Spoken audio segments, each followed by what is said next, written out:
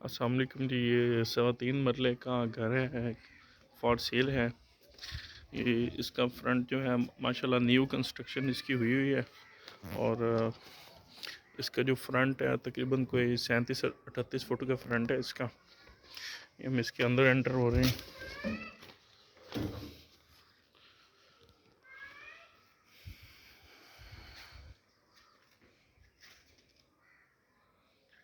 ये 2 कमरे हैं इसके।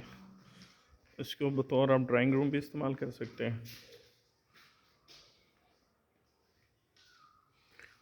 और ये इसका दूसरा कमरा है।